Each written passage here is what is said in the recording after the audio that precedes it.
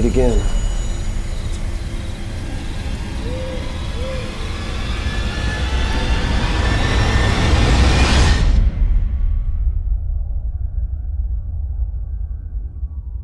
Can't believe the cops just seized this place exactly how I left it.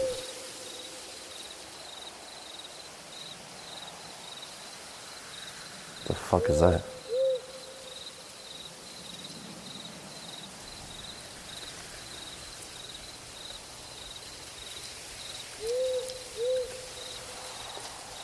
Necronomicon Ex Mortis.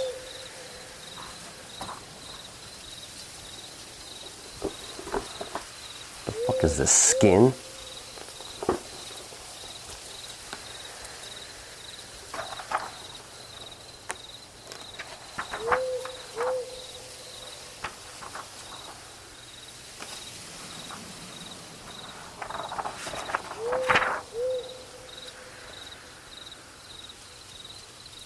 Kunda. Estrada. Montose.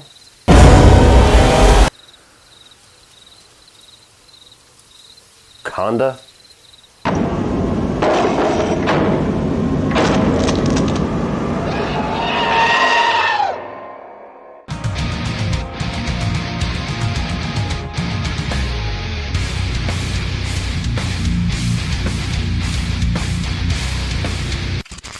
So The Evil Dead tells the story of a group of college students taking a vacation in a cabin in the woods when they unknowingly awaken a demonic presence. Welcome everybody to the Evil Dead review series. Now, if you've already seen, I did review the Evil Dead remake last year, so I'm just going to be focusing on the 3 Sam Raimi films as far as this review series goes. All my thoughts are already solidified in that review. I don't need to do it again. So, 3 reviews leading up to 31 on 31. If you have not seen the trailer, yes, this franchise is going to be a part of that ranking series at the end of October.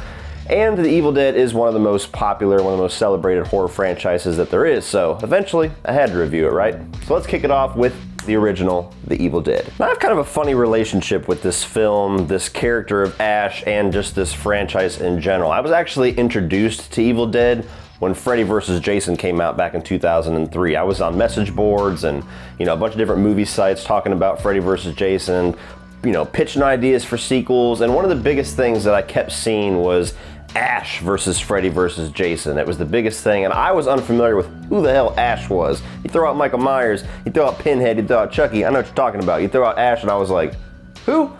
So I started doing some digging, figured out there was this Evil Dead franchise. A lot of the posts that I was seeing regarding Ash versus Freddy versus Jason was that Ash was going to come in and just lay waste, and he was going to demolish Freddy and demolish Jason. So that week, whenever I found that, I actually went to my local video store, for those of you that remember what the fuck those were, rented all 3 of the Evil Dead films, and watched them all in one night. And I was not a fan of the first 2. Army of Darkness, which I'll get more into when I get to that review, I do remember watching as a kid. I just forgot about that film. So I do have some nostalgia for Army of Darkness. But as far as Evil Dead and Evil Dead 2, the more horror-centric of the 3, I didn't really care for them very much. And most of it was because I was like, this guy ain't gonna take down Freddy, come on now. So funny enough, that was my introduction to the Evil Dead franchise. Fast forward to now, I've rewatched these films numerous times since then, kind of grown to like some of them, haven't grown to love on the level that most people do some of them, which we'll get into. But as far as this first film, The Evil Dead, it's funny. It feels like every single time that I watch this film, I get something different out of it, either positive or negative. There was a time I watched it, I thought it was this great creepy horror film. Then the next time I watched it, I thought it was this corny, really cheap, very poorly aged movie. And then I watch it again and I think it's really creepy and effective, and the cheapness kind of adds to that. It's just this revolving door of opinions that I have for The Evil Dead.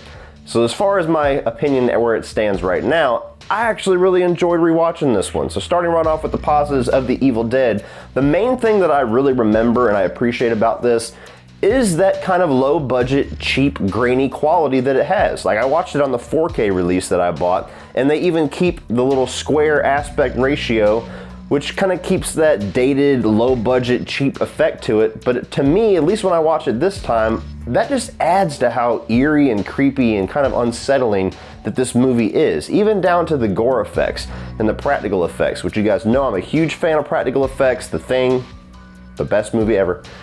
I love when you go practical. Even if you don't necessarily have the budget for it, it usually holds up the best and it impresses the most, and it's the most effective if you go practical.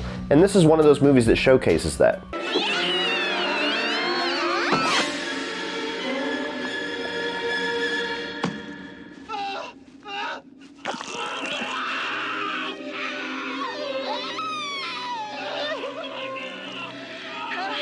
From the way that the characters look whenever they turn into their deadite form and they're floating around in the air, or they're sitting in the doorway, not another peep, or just the gore effects. I mean, the first two Evil Dead films and the remake are complete splatterfests. Like, this is just blood and gore in your face for 90 minutes.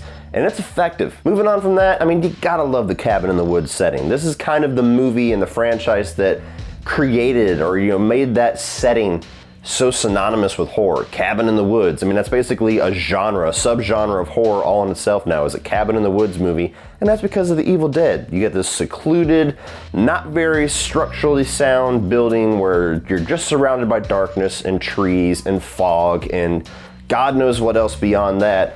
It's this isolation of an open environment, which is brilliant in a horror film because there's so many places you can go to escape the evil, but at the same time, you're so lost in the middle of the woods that you're isolated. So you have everywhere to go, but you have nowhere to go. And really the biggest thing that I kind of latched onto and started to really enjoy and appreciate about this current rewatch of the Evil Dead is what Sam Raimi was able to pull off as far as camera work and cinematography and sound design, like all the technical aspects. Usually I watch a film like this, I just experience it for the gore, the story, or how far they're gonna take it. This time, after really knowing what to expect as far as all of that, I was actually impressed with the low budget and with the inexperience that he had as a director, how much he was able to pull off as far as the way that he moves the camera, like that whole iconic thing about the evil moving through the woods.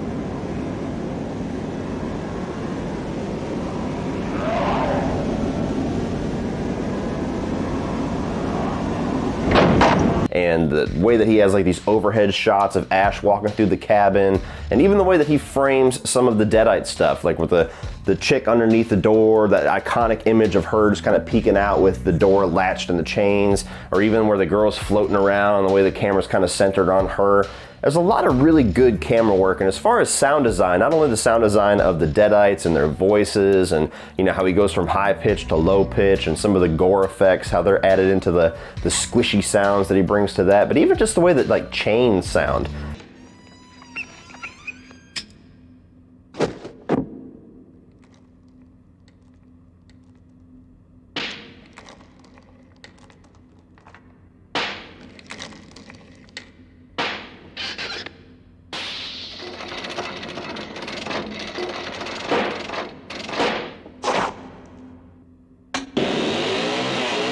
Sometimes just simple additions of sound design. I mean, you could just film somebody doing a chain and hooking it together and there's gonna be a little bit of sound there, but if you enhance it a bit with a little bit of trickery, it kind of makes it stand out and it makes it almost unnerving, this repetitive clicking of holding on these little latches as he gets ready to chainsaw this chick to death. I actually really liked how Sam Raimi brought this whole film together as far as the technical stuff, and you won't hear me say that very often. And as far as this Sam Raimi trilogy of Evil Dead films, the original trilogy, I do think that this one is the most effective at being a creepy, unnerving horror film. Why have you disturbed our sleep? Awakened us from our ancient slumber. You will die, like the others before you. One by one, we will take you.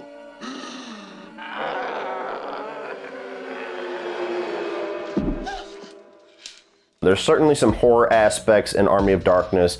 Evil Dead 2 definitely holds onto that horror side a lot more than Army of Darkness, but this is the one of the three that felt like it was intended to creep you out and it was intended to scare you. And while I'm not necessarily scared watching this movie, there is an unnerving quality to it. There is this disturbing quality to it where you have these Deadites, you have this uncertainty of what's going on.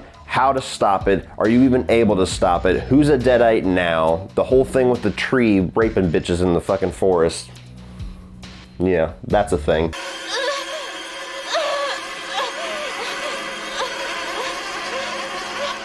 I appreciate that quality of unnervingness that this original film has, that not necessarily in a negative way, which I'll get into with the further reviews, that the further films in this franchise certainly got away from a bit until the remake. Now, as far as some mixed aspects, I don't necessarily think that the characters are the strongest in this original film. And I know that's sacrilege to say because you have the great Bruce Campbell and the iconic Ash in this film, but I would argue that the character in this film is not even really Ash. I mean, they call him Ashley, that's like his name, you know, Ashley Williams, but Ashley is a totally different character than Ash. Like, Ash, for all intents and purposes, doesn't show up until Evil Dead 2.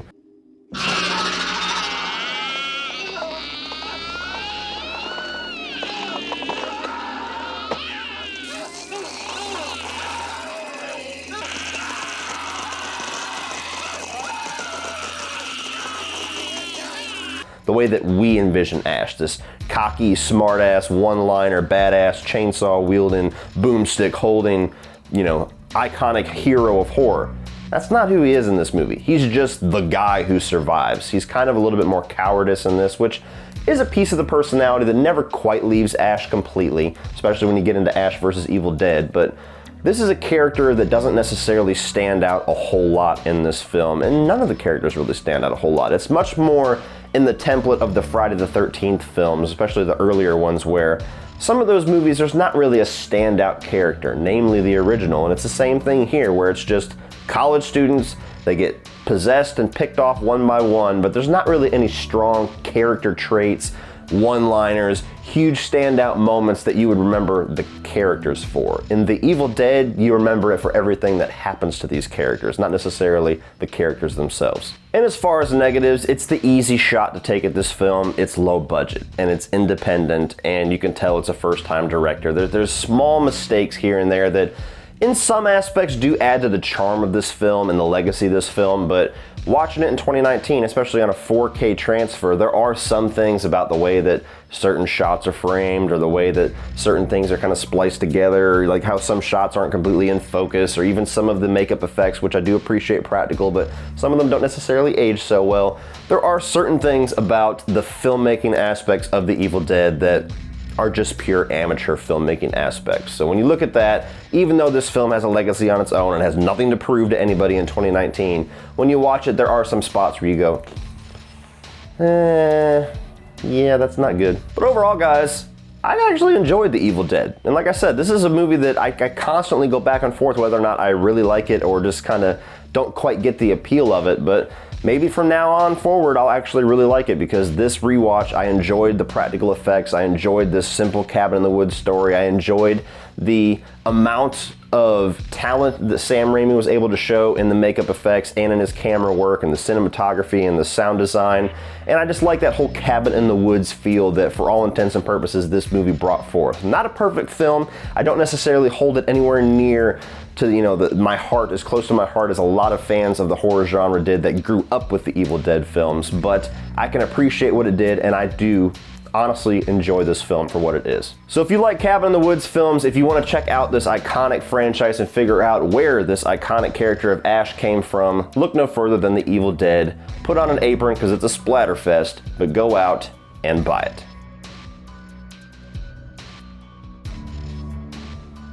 So what do you guys think of The Evil Dead? Are you a fan of this franchise? Have you never quite gotten it? Do you prefer this, or do you prefer the more slapstick comedic direction of the sequels? Let me know down below what your thoughts are on The Evil Dead, and we will talk about it. And keep it locked on this channel. Hit that subscribe button if you are not already a subscriber as we go through the entire franchise, except for the remake, because like I said, I already reviewed that. You can check that out now. Leading up to 31 on 31 this Halloween. So please like and share this video. Hit that subscribe button if you are not already a subscriber. I'm serious. Do it. Check down in the video description below for social media links like Facebook, Instagram, Twitter, my Teespring store just below that, which is where all of my merchandise is. I already have 31 on 31 designs up. I have the Autop stream design up. There's actually some promotions going on with Teespring, so if you guys click down below, I should have those featured down below, but if not, I will put a link, or I will put some kind of a pinned comment to let you know if there is a current promotion going on with Teespring. And beyond that, just check out my Patreon page, which is a great way to give back to this channel, help this channel grow, and get cool exclusive content for your eyes only if you decide to become a patron. So check all that out, guys. And if you want to check out some more of my reviews, including the rest of this Evil Dead franchise review series, you can check those out by clicking right over here, baby.